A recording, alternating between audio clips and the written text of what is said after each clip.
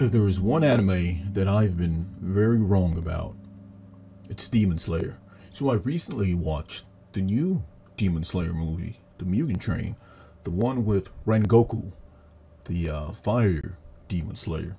And originally, I'd already seen Demon Slayer, the original show. I thought it was okay. I thought the animation was pristine, beautiful, 9 out of 10, all that stuff. But, you know, I'm an older guy, and if there's any shonen trope, I've seen it. So I wasn't necessarily blown away by Demon Slayer, at least plot-wise.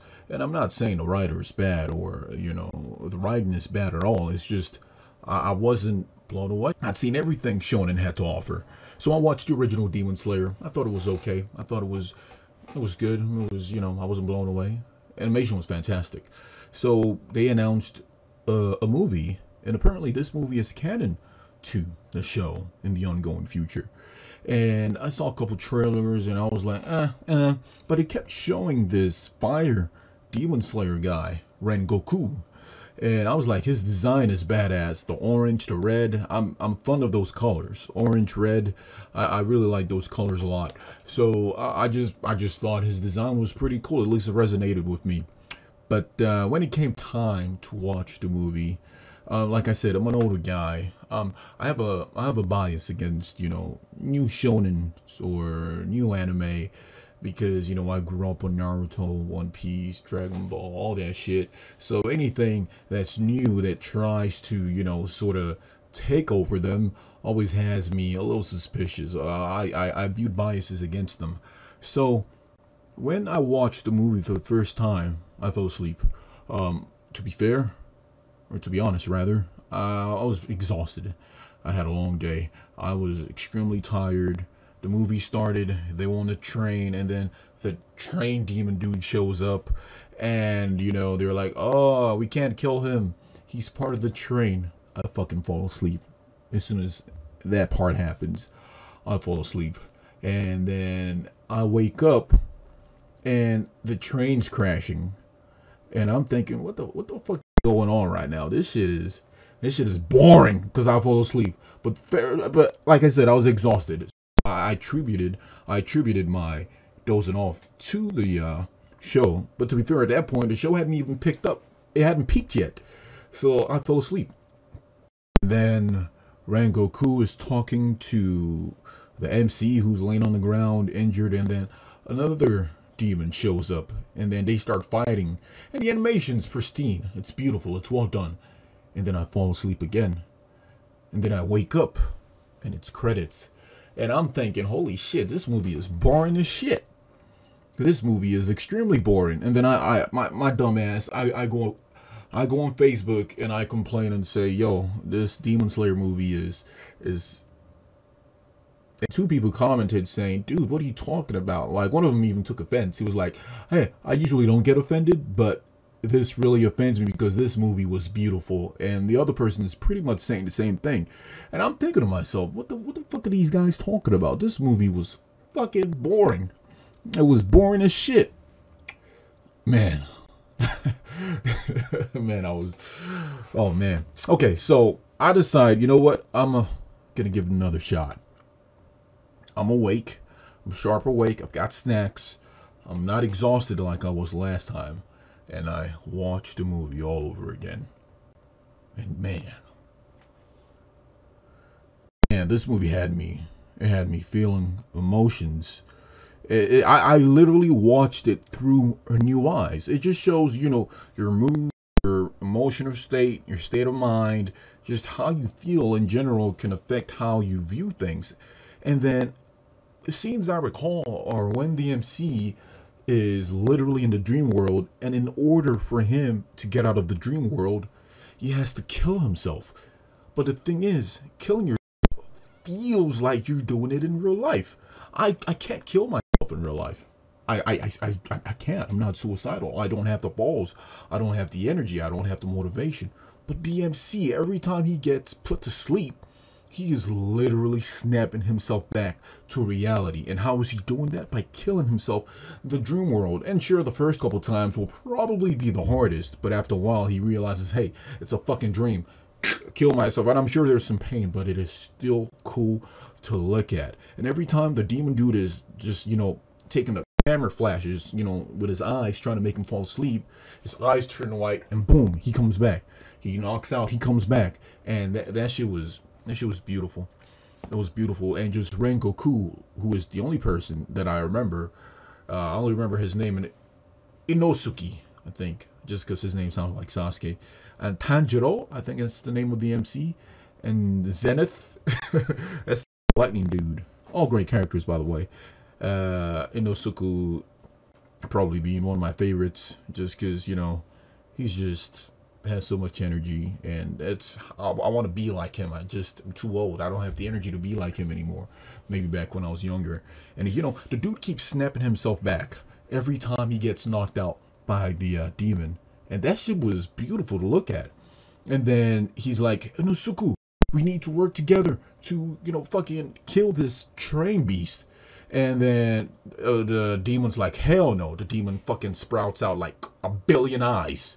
It's like, I dodge this. Snaps it all.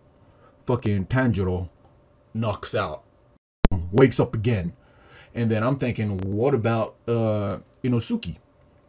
And Inosuke's like, well, we'll get to that. We'll get to that. So meanwhile, the demon is fucking snapping his genjutsu, which is what it is, so many times. Tanjiro loses count of what's real and what's not, and he is literally about to kill himself.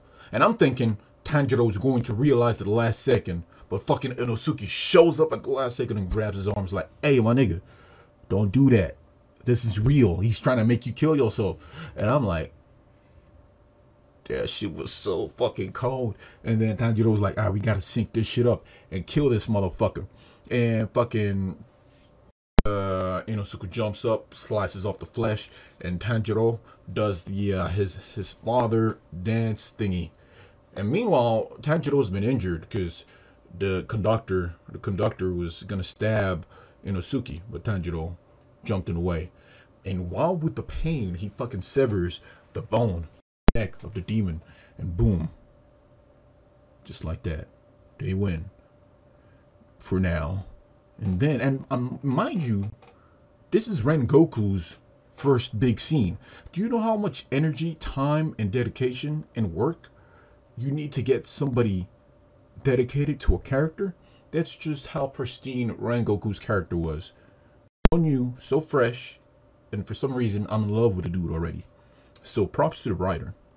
And then this new upper level demon shows up, and he's like this taijutsu freak, and Rengoku starts fighting with him, and he's like, I fucking love you, Rengoku, you're amazing, and you're doing all this and you're human, man, you gotta join us, you gotta be a demon. And the Rengoku's like, I absolutely refuse. And you're just fighting, and Rengoku's keeping up with this dude. But you know, every time Rengoku cuts up the arm, a new arm comes out. Rengoku keeps trying to go for the killing blow, but he's healing faster than he can cut. But Rengoku continues. He just keeps on fighting. And man, dude went out. He went out in a blaze of glory. He went out so fucking cool, man. I almost teared up. I just had so much emotion. Excuse me. Emotions just built up watching that shit. He was just fighting with his life, fighting with everything he had. Man.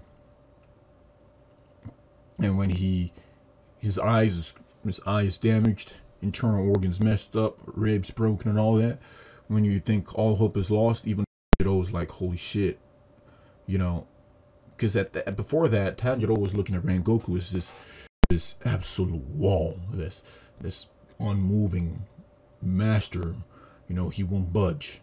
But now he's injured, bleeding, and it's wrecking the shit out of, you know, fucking Tanjiro. And Tanjiro and Inosuke, you're looking at the fight, because this fight is way beyond your capabilities. They can't keep up. They can't see what's going on. It's just too fast. They're stuck. But when it looks like fucking Rengoku's about to give up, he musters everything he has and just goes to start slicing at the upper demon. But it's still not enough. And the demon fucking punches into Rengoku, fatally injuring him. His whole arm into Rengoku. But Rengoku doesn't fall. He takes what's left of his energy, swings his sword right into the demon's neck. But still not enough. But still Rengoku keeps pushing and pushing. And the demon's like, holy shit, this dude is a fucking monster. And then the sun's coming up.